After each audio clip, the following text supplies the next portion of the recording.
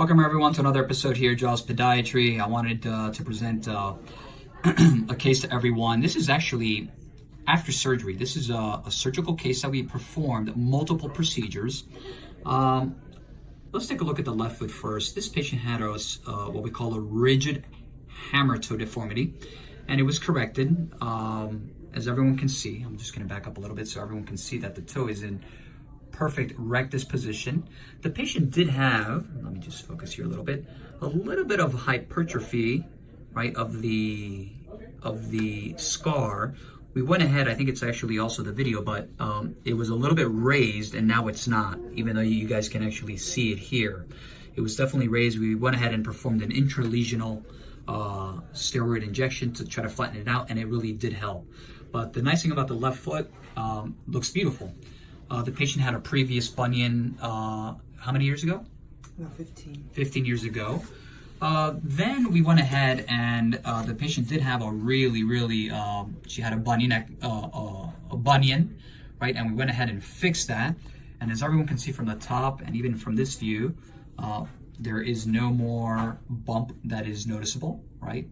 So, and it's been, when was this procedure? Refresh my memory, please. December 26th. So December of 2018. So it's been January, February, March, April, May. It's been 5 months, and still it looks really good now. But the swelling, believe it or not, there is still some residual swelling there, and it takes anywhere between 6 months and 1 year for all the swelling to subside. Now, in respect to the, and I will post and I already did the before picture of this surgery that we did after.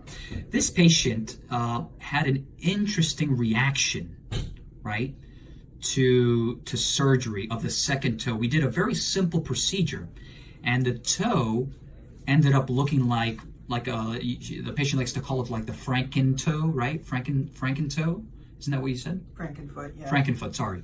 So we went ahead and went, we obviously needed to fix the problem. So we went back in and we did a digital reconstructive case, and it looks beautiful, right? It looks wonderful. The toe looks beautiful today because it continues to slowly, right? The swelling continues to dissipate. Now, what's the problem? Now we have another problem. It's kind of like a dog chasing its own tail. The problem is that this third toe wants to underride the second. So this is going to eventually, sooner than later, we already spoke about it today, okay? It's going to underride. It's going to underride. It's going to go like this. And this guy will go like this. So in respect to prevention, what I have recommended is that we perform a little minimally invasive procedure here at the joint to get this guy out of the way like this. That is what we're gonna do.